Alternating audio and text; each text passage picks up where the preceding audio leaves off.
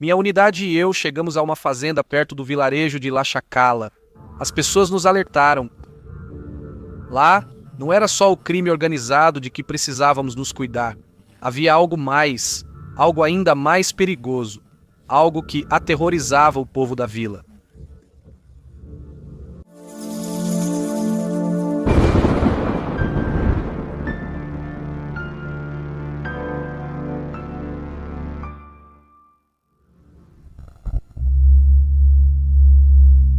Muito boa noite, comunidade. Obrigado por nos deixar chegar até suas casas, até seus carros, até seus fones de ouvido, onde quer que estejam nos ouvindo.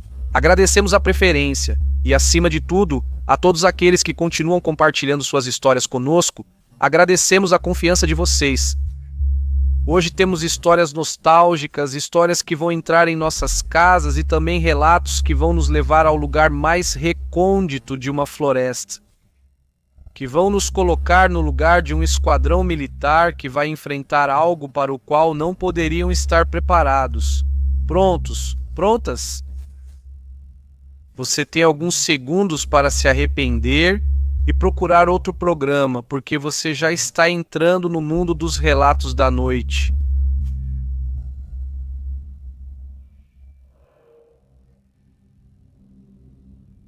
Eu cresci sendo como muitas pessoas. Nunca via nada paranormal, nunca ouvia nada fantasmagórico, nem de longe algo sobrenatural, embora todos os outros na minha casa vissem. Acho que o próprio Uriel já falou que é assim, por isso segue cético. Tive uma infância bem tranquila em uma casa onde minha mãe dizia que via um senhor de chapéu, tipo de camponês, mas muito macabro, que a olhava da sala, sentado, sempre que ela acordava de madrugada para fazer o café da manhã do meu pai, dizia que aprendeu a ignorá-lo. O senhor aparecia por um instante e logo sumia, mas a visão era constante. Meu pai e meus irmãos, Gabo e Gênesis, viam um menino de terninho azul claro. Ele aprontava travessuras com eles, escondia suas coisas, espiava pela porta quando eles estavam sozinhos em algum cômodo.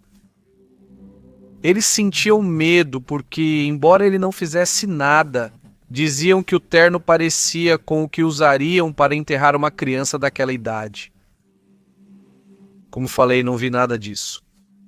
Tive uma infância muito tranquila, mas algo aconteceu. Algo aconteceu 2 dias depois que completei 11 anos. Era uma tarde muito tranquila, sem meu pai e sem Gabo, que são os que sempre traziam bagunça para casa com suas brincadeiras, gritos e jogos. Eu gostava de ouvi-los, sim, mas também gostava muito da paz das tardes em que eles iam para o beisebol. Nós tínhamos preparado tudo para fazer um jantar especial. Minha mãe tinha ido à loja na esquina para trazer algumas coisas que precisávamos. Eu estava apenas tirando o uniforme da escola, coloquei uma roupa mais confortável. Eu realmente gostava quando combinávamos de cozinhar juntos e eu sempre acabava me sujando. Eu estava animado, saí do meu quarto para descer. Iliana, espera! Minha irmã falou comigo do quarto dela. Como percebi que ela parecia preocupada, respondi da porta do quarto dela, sentia que algo estava acontecendo. Ela estava com a luz apagada e as cortinas fechadas. O quarto dela estava muito escuro e ela só estava sentada na cadeira da escrivaninha. Tudo bem? O que foi? Perguntei. Vem aqui um pouquinho. Juro para vocês que eu estava prestes a entrar, mas senti algo que nunca tinha sentido antes. Desconfiança da minha irmã.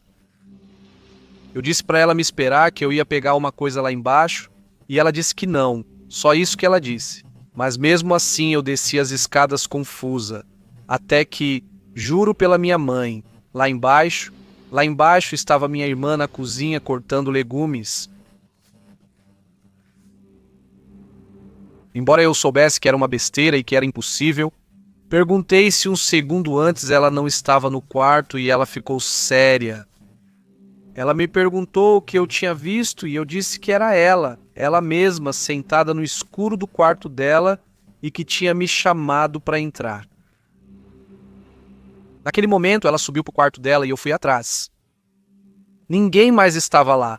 Minha irmã entrou decidida, bateu a porta e gritou: "Com a minha irmã você não mexe, com ela não." Depois ela começou a rezar em voz alta, misturando palavrões toda vez que parava entre diferentes orações, como se quisesse tirar algo dali à força. Fiquei parada na porta até ela olhar para mim e mandar eu descer. Que eu não olhasse mais nada, que eu esquecesse aquilo. Não sei se o que ela fez teve efeito, mas nada tão forte aconteceu comigo depois. Não consegui ver nenhum dos entes que minha família convivia, mas eu fui o único que viu algo se passando por um de nós, uma vez. Mas eu vi.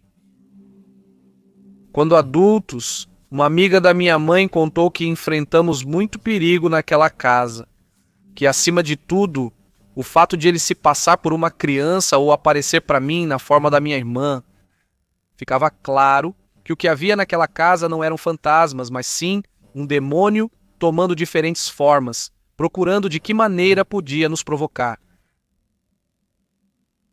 Obrigado pela atenção, comunidade. Se vocês são céticos, acreditem, também não podem baixar a guarda. Comunidade, antes de continuar, preciso avisar que a próxima história é pesada, é violenta. Menciona temas muito sensíveis, então recomendo muita discrição ao ouvi-la, e se houver crianças por perto, é melhor que não escutem. Esta parte do episódio é uma história bastante pesada, mas tão assustadora, que não podíamos deixar de contá-la. Se chama As Bruxas da Chacala e não vamos dizer mais nada, descubram por vocês mesmos. Vamos agora para a próxima história.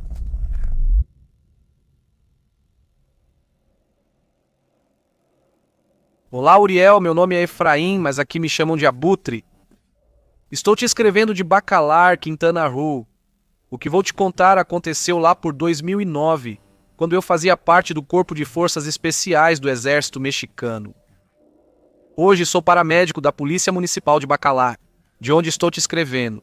Te mando um forte abraço e peço que mande um abraço por aqui para minha filha, Paloma Castilho Montalvo, e vou te contar minha história. Éramos uma unidade de elite. Nos tempos do presidente Felipe Calderón, éramos enviados para missões o tempo todo. Naquela ocasião, éramos aproximadamente 14, um oficial e 13 soldados, entre sargentos e cabos. Os nomes que vou mencionar são reais e não tenho problema que você os mencione. Chegamos a Tamazula de Vitória, Durango, e após alguns dias caminhamos até La Chacala, uma pequena comunidade próxima. O lugar era pitoresco, bonito, parecia cena de cartão postal.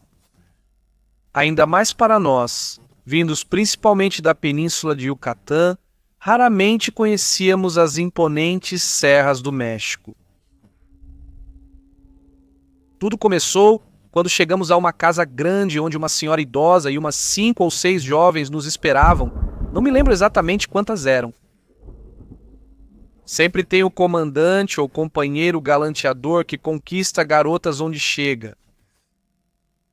A primeira coisa que fizemos foi nos aproximar das jovens e, pensando na paquera, oferecemos um pagamento para que preparassem algo para a gente comer. Elas não recusaram, aceitaram e nos deram uma lista de coisas que queriam, então 3 de nós fomos até a loja. Lá, um homem de aproximadamente 60 anos nos recebeu, nos olhava com uma expressão de desaprovação. Vocês, seus moleques, nunca vão mudar. Por causa de uma sainha fácil, se deixam envenenar, foi o que ele nos disse. Vieram sozinhos se meter na boca do lobo. Pensamos que ele falava isso porque elas eram comprometidas e estávamos nos metendo em problemas. Por isso dissemos para ele, brincando, que ficasse tranquilo, que não íamos roubar ninguém. Com ar debochado, ele nos olhou e riu, dizendo: se eu não disse, por isso elas não são o que vocês pensam. Assim como vocês me veem, eu era sacerdote, mas tive o azar de cruzar o caminho delas. Hoje não posso nem tocar na Bíblia ou sair desta cidade. A velha comanda todas elas e não perdoa ninguém que cruza o caminho delas. Mas eu já avisei vocês, ai de vocês se não quiserem me ouvir. Naquele momento, achamos engraçado o pobre velhinho e suas histórias. Levamos as compras de volta para a casa das moças. As pessoas no caminho, enquanto atravessávamos um pequeno parque e ruas empoeiradas, nos olhavam com pena. Não sei se eles suspeitavam do terror que nos cercava ou apenas nos julgavam por parecermos imorais. Ir direto para aquela casa em vez de buscar uma lanchonete ou lancheria. Quando chegamos, nosso comandante estava muito entusiasmado conversando com uma delas. Todas eram muito bonitas. Todos sabiam que as mulheres do norte são muito belas e que as da serra têm algo especial. Logo nos chamaram para comer. Entramos aqueles de nós que estávamos do lado de fora, garantindo a segurança, que era algo que, independentemente da situação, não podíamos descuidar. Nosso treinamento nos tornava uma unidade diferente das demais. Comemos, tudo estava tão gostoso, a carne vinha em pedaços de bom tamanho, macia e com muita consistência. Aproveitamos tanto. Fiquei com uma dúvida. Nunca vi de onde saiu a carne. Não era congelada, não era carne seca nem defumada, como é comum nesses lugares. Não era de ave e também não parecia de boi nem de porco. Comentei isso com um companheiro já falecido que espero esteja em paz. Ele, com um sorriso no rosto, me disse que provavelmente a gente tinha comido um cabra safado. Lembre o que o padre disse. Ele me disse, vai ver foi isso. Depois nos despedimos e iniciamos a marcha pelo ponto já ordenado. Precisávamos destruir um laboratório clandestino, fortemente protegido por homens dedicados ao cultivo de papoula e outras plantas. Elas nos disseram para não subirmos o morro, porque nesses dias estavam acontecendo coisas estranhas. Todos pensamos que só queriam nos desviar da missão. Talvez os maridos ou parentes delas fossem justamente aquele grupo de homens que iríamos enfrentar. Avançamos a pé por mais de 2 horas. O terreno era inclinado e cheio de pedras. De vez em quando uma pedra se soltava e alguém avisava os outros. Já era noite quando estávamos nos aproximando do lugar. Finalmente, o tenente que estava no comando nos reuniu e, depois de dar as últimas instruções, começamos a cercar o local, tentando não nos afastar muito uns dos outros. Já estávamos no topo daquele morro, o pico da montanha se fechava em forma de cratera.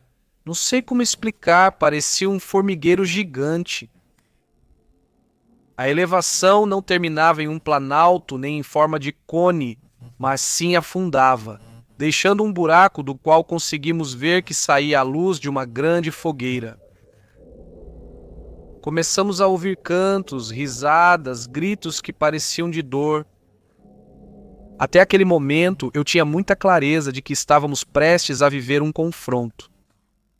Eu estava com os nervos à flor da pele e o dedo no gatilho, esperando o momento iminente em que dispararia meu primeiro tiro daquele dia. Nos aproximamos mais, e ao chegar ao topo do morro, onde já tínhamos uma visão clara do que acontecia no fundo daquele buraco, eu não podia acreditar no que estava presenciando. Olhei para o meu lado, pude ver o rosto de medo e espanto dos outros que estavam comigo, homens fortes e corajosos.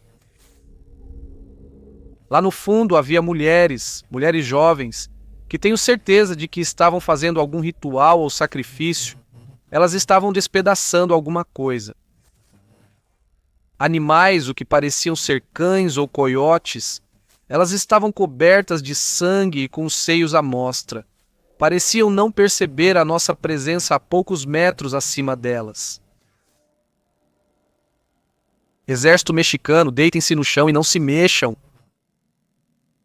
Foi o grito do tenente. Sem susto, eles nos olharam imediatamente.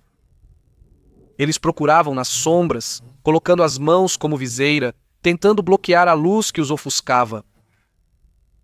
Com uma faca na mão e sem demonstrar nenhum medo, eles começaram a subir do fundo daquela cratera. Uma corria de 4 patas para se firmar, a outra parecia correr dando passos para trás. Eu não posso estar enganado, não podíamos estar toda a unidade enganada.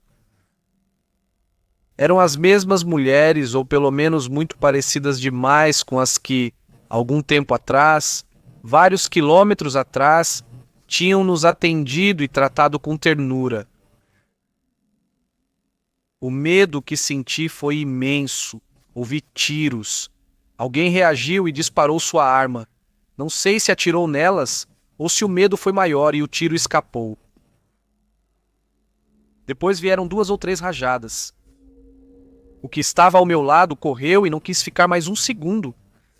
Corri atrás dele, mas na penumbra da noite eu não conseguia vê-lo. Corríamos morro abaixo, de repente. A única coisa que consegui sentir foi meu corpo batendo em algum tronco, meu rosto batendo no chão, minha boca e meu nariz se enchendo de terra. Levantei no automático para continuar correndo. Minha arma pendia do porta-fuzil sem intenção de pegá-la ou apontar para a ameaça. Eu corria sem conseguir ver para onde ia. Não via nada nem ninguém. Corria em meio à escuridão absoluta. Ouvia próximo a mim o ofegar de alguém correndo atrás dos meus calcanhares, mas de jeito nenhum eu virei para ver quem era. O terror que eu sentia só me permitia correr pela minha vida. Me dá pena, mas é a verdade. Nunca fugi do inimigo, porque eu sabia que, assim como eu, qualquer outro homem é mortal. Mas daquela vez eu senti. De verdade, eu juro para vocês que eu estava diante de algo que não tinha explicação, diante de algo que não podíamos enfrentar. Aquelas mulheres não eram normais. Eu pude ver algo de loucura nos rostos delas, pude ver algo demoníaco nos rostos delas. Corri até que minhas pernas não conseguiam mais me obedecer, até que minha garganta ardia pelo esforço e por um momento senti que ia morrer. Simplesmente me deixei cair tentando me esconder no chão, entre galhos caídos e o tronco de algum pinheiro.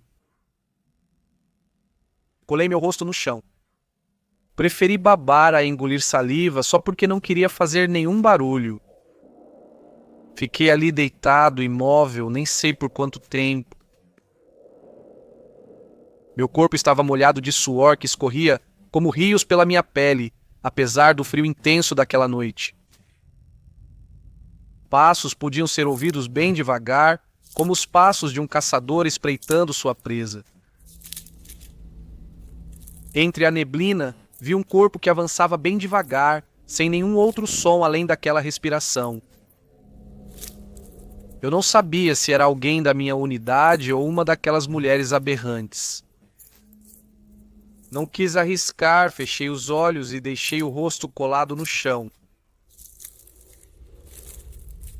Depois de um tempo, ouvi algo, o choro abafado de alguém, como quando você chora em silêncio.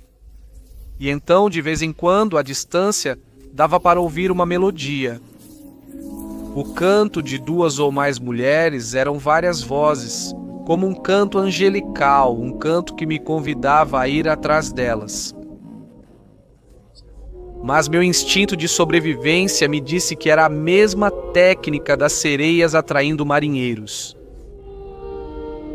Assim que pensei nisso, assim que estava em minha mente, ouvi risadas macabras, risadas de mulheres, risadas daquelas almas perdidas, como se estivessem zombando do meu medo, do medo de todos nós. Naquele momento, eu não sabia o que tinha acontecido com meus companheiros. Não sabia se estava sozinho naquela montanha, à mercê do mal. Eu não conseguia ver nem ouvir ninguém que tinha ido comigo. Enquanto orava a Deus para sair daquela situação, ouvi novamente o riso de meninas e mulheres adultas. Elas soavam como mulheres, mas também começavam a soar como perus. Depois, um grito de homens à distância reacendeu o medo. Achei que tinham levado um amigo meu. O medo me invadiu, urinei nas minhas calças, achei que nunca mais veria a luz do dia. E ali simplesmente fechei os olhos, pronto para esperar meu destino. Se fossem me matar, eu não queria ver de onde viria o golpe que me daria o fim. Fui acordado por um galho que se quebrou, o murmúrio de 2 homens que rastejavam perto de mim. Eram Carlos, Mário e Lúrias, que já tinham se encontrado entre si. Aproximei-me devagar e notei que parte do meu equipamento tático havia se perdido na fuga. Eu não estava com o carregador na minha arma longa, e minha arma curta estava jogada perto de onde eu tinha me escondido. O dia amanheceu com neblina densa, mas ali escondidos, ela permitia nossa comunicação por sinais. Depois de 1 hora, conseguimos nos reunir, quase todos. Já juntos, nos arriscamos a falar em voz alta. Gritamos o nome do nosso amigo, o Cabo Camacho, que não estava conosco. Um disse que ouviu ele gritar e eu mencionei que também tinha ouvido um grito, mas que não sabia de quem era. Nós o procuramos ali por 2 dias. Eles enviaram uma companhia de paraquedistas e unidades próximas para procurar em todos os cantos. Acharam sua arma no topo de um cipreste com manchas de sangue. 1 semana depois, encontraram sua mochila e uma bota. Depois seu colete à prova de balas, que estava com o tecido rasgado, como se um animal tivesse despedaçado com raiva. Dele, de Camacho, nunca mais tivemos notícias. Dispostos a buscar vingança ou pelo menos procurar respostas, fomos até a casa na vila, onde conhecemos as mulheres que nos deram comida, mas não encontramos ninguém. Só estavam os pratos onde comemos, sujos e com um cheiro forte de podre. Foi muito difícil explicar o que aconteceu sem parecer covardes ou estúpidos, mas foi ainda mais difícil para nós viver sabendo que mentiram para a família, dizendo que o Cabo Camacho havia desertado, que ele tinha ido embora de forma desonrosa e que, com isso, não haveria mais explicações a serem dadas. 1 ano depois pedi minha baixa, vim morar aqui, trabalhar em um ambiente muito mais tranquilo. Embora depois, também aqui, acabei passando por situações que se comparam ao medo daquela história. Isso eu vou contar para vocês em um próximo relato. Vou escrever assim que tiver oportunidade. Muito obrigado por ouvir, obrigado pela confiança.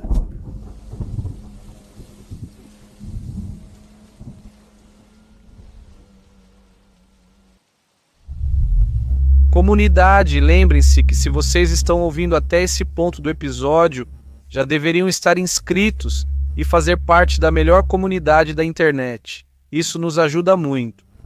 Ao terminar, não se esqueçam de deixar um comentário, de contar pra gente qual história foi a favorita de vocês no episódio. E aqui na descrição deixamos, como sempre, os links, para que encontrem nossas redes sociais, para que acessem nosso site e enviem sua história. E, claro, para comprarem seu livro. Embora já restem muito poucos, mas se ainda encontrarem, comprem. Continuamos com mais relatos da noite.